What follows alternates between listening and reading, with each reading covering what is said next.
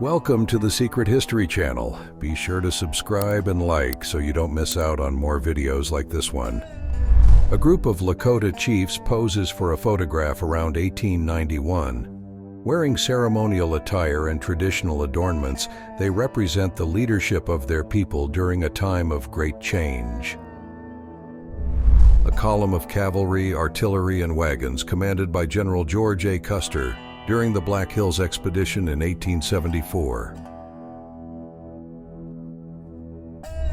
The Custer Battlefield in 1879 at the site of the Battle of Little Bighorn. Workers mark the wooden plaques that would serve as grave markers for the fallen soldiers. Perry, Oklahoma Territory, taken on October 3, 1893, shortly after the opening of the Cherokee Outlet. On that day, thousands of settlers rushed to claim lands that previously belonged to the Cherokee Nation. Guthrie, Indian Territory, taken on May 18, 1889, less than a month after the land run of April 22, 1889. Within hours, the town emerged from nothing, with thousands of settlers setting up tents, shacks, and small businesses. The photo shows Oklahoma City, Indian Territory, taken on June 11, 1889, just weeks after the land run of April 22nd of the same year. View of a city lot in Guthrie, 1889. The town, located in the Oklahoma Territory, grew rapidly after the land run of 1889, when thousands of settlers claimed newly opened land for settlement. A Salish delegation from the Flathead Reservation in Montana, photographed in 1884. The Salish were among the Native American tribes forced to relocate to reservations due to the expansion of U.S. settlements in the 19th century. A meeting between the Cheyenne and Arapaho peoples took place in Weld County, Colorado Territory on September 28, 1861. Apaches arriving at Fort Apache, Arizona in 1893. The fort was established in 1870 by the United States Army to monitor and control Native American tribes in the region, especially the Apaches, during conflicts in the Southwest. A Native American woman poses for the camera between the 1880s and 1890s. She carries pieces of meat on a wooden structure, likely part of a traditional drying process for food preservation. Teachers of the Albuquerque Indian School gathered in 1883. Founded to educate Native American children, the school was part of the boarding school system created by the United States government. Its goal was to assimilate students into Western culture. Moments of rest in a U.S. Army Corps of Engineers camp in 1889. Soldiers and visitors take a break from daily activities, which included building fortifications, roads, and bridges. A group of Warm Springs Apache scouts serving the United States Army at Tule Lake, California, around 1872. A steamboat on the Colorado River, Arizona, around 1865. During the 19th century, steamboats were essential for transporting goods, passengers, and supplies along the river, especially for remote settlements, military posts, and mining operations. Front Street in Coupeville, Washington, around 1890. Located on Whidbey Island, Coupeville is one of the oldest towns in the state, established during the expansion into the Pacific Northwest.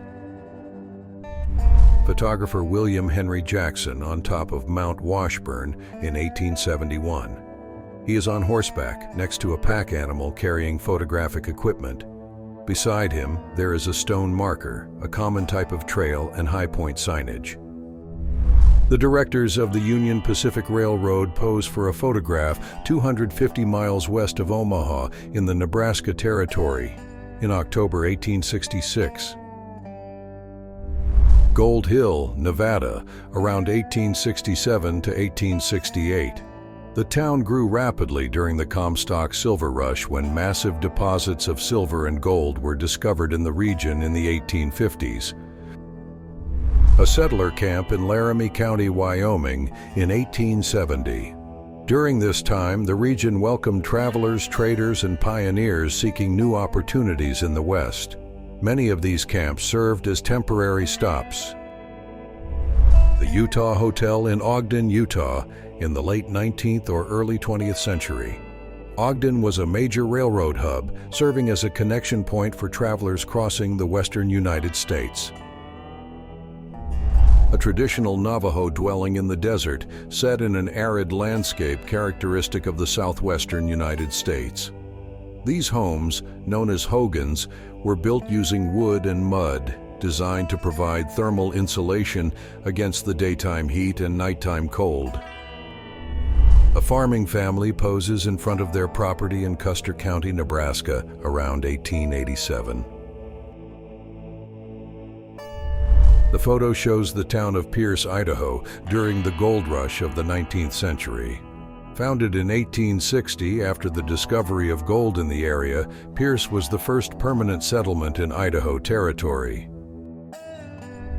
The photo shows the waterfront of Juneau, Alaska, around the 1890s.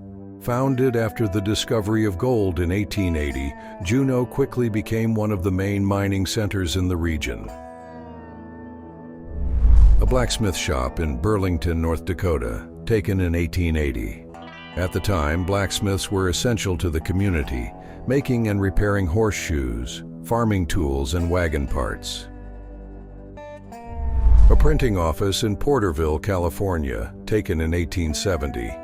During this time, printing presses were essential for local communication, producing newspapers, pamphlets, and important documents for the community. A group of surveyors in Arkansas City, Kansas, taken in 1868. During this time, surveying teams played a vital role in westward expansion, mapping lands for settlements, roads, and railroads. A group of surveyors in Arkansas City, Kansas, taken in 1868. During this time, surveying teams played a vital role in westward expansion, mapping lands for settlements, roads, and railroads. Crowd south of Arkansas City, Kansas, waiting for the Cherokee Strip Land Run. Taken between September 14th and 15th, 1893. When the run began on September 16th, 1893, riders and wagons surged forward at high speed, competing for fertile land in Oklahoma. Front Street in Palestine, Texas, around 1880. During this period, the town was an important commercial and railroad hub in East Texas. The Aunby House on Main Street in Lordsburg, New Mexico, taken between 1882 and 1883. Lordsburg was founded in 1880 as an important railroad stop in the Southwest, connecting the region to trade and cattle transport routes. The residence of a United States Indian agent and a public well in Indian Territory around the 1870s. Buffalo hunters with covered wagons in Great Bend, Kansas, taken between 1870 and 1880. During this period, commercial buffalo hunting was at its peak, driven by the demand for hides and the expansion of the railroad. A scene along the Rio Grande between Albuquerque and Fort Craig, New Mexico, around 1867. During this time, the Rio Grande was a vital transportation and trade route, connecting settlements and military posts in the region. Prospectors heading home 1,400 miles into the Alaskan interior between 1898 and 1900. During this period, Alaska was at the height of the Klondike Gold Rush, attracting thousands of fortune seekers. A stagecoach in Routt County, Colorado, taken between 1880 and 1900. During this time, stagecoaches were one of the primary means of transportation for passengers, mail, and supplies in remote areas of the American West. An engineer camp at Zuni Pass in the Sierra Madre, New Mexico, around 1867. A Native American woman is photographed by C.H. Grabeel around 1888. Red Mountain Town, Colorado, around 1890. the small mining town thrived during the gold and silver rush in the Rocky Mountains. The main street of Wilton, North Dakota, around the 1890s. The town began to develop with the arrival of the railroad and the expansion of agriculture in the region. A group poses next to a horse-drawn carriage in a photograph by Christian Barthelmess around the 1890s. Our hunters, Jose and Joe Clark, returned from a successful hunt in 1871 with a pack animal loaded with elk meat. Hunting was essential for survival in the American West, providing food and materials for clothing and shelter. The Hovey Dance Hall in Clifton, Arizona, photographed around 1880. During the late 19th century, mining towns like Clifton flourished with the arrival of workers seeking copper and other minerals. Major Pease's Ranch on the Yellowstone River, Montana, photographed in 1872. Located in a strategic area, the ranch served as a trading and supply post for travelers, hunters, and settlers exploring the territory. A United States postal inspector travels through Alaska in 1898. At the time, the territory faced extreme challenges in transporting mail due to harsh weather conditions and vast unexplored areas. A panoramic view of Galena, South Dakota, from the southwest in 1890. Founded during the region's gold rush, the town thrived on lead and silver mining. Small houses and commercial buildings spread across the valley. A ranch on the eastern frontier of Montana around the 1900s. Built with logs, the ranch represents the simple and sturdy style of homes from that era, designed to withstand the harsh climate of the Great Plains. A snowplow operating in the Sierra Nevada mountains, California, between 1865 and 1869. During the construction of the Transcontinental Railroad, keeping the tracks clear of snow was a constant challenge. A construction train near Green River around the 1860s. These trains carried workers, tracks, and supplies for the construction of the Transcontinental Railroad, which would connect the eastern and western United States. A group of Apaches at their residence, taken between 1890 and 1909. Their dwellings are made from natural materials such as branches and straw, reflecting the traditional housing style of Native American tribes in the Southwest. A street view of Acoma, New Mexico in 1886. Known as the Sky City, Acoma Pueblo is one of the oldest continuously inhabited settlements in North America, located atop a rocky mesa. Valley Avenue in Baker City, Oregon in 1875. Founded during the gold rush in eastern Oregon, the city quickly grew as a commercial hub for miners and farmers in the region. Mercantile shops in Santa Fe, New Mexico Territory in the late 19th century. Santa Fe was a major trading center in the southwestern United States, connecting local merchants, travelers, and settlers along the historic Santa Fe Trail. A parade on Washington Street in Phoenix, Arizona, around 1895. At the time, Phoenix was still a growing town, establishing itself as the economic and political center of the Arizona Territory. Immigrants passing through San Angelo, Texas, between 1885 and 1890. The town, located along the Concho River, was a key stop for settlers heading west in search of new opportunities. Father Sever's Cash Store in Ocmulgee, Indian Territory, taken on September 9, 1875. Ocmulgee was the capital of the Creek Nation and an important commercial center for both Native Americans and settlers in the region.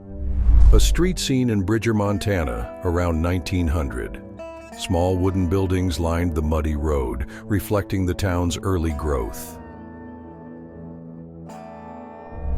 Bartlesville, Oklahoma Territory, around 1890.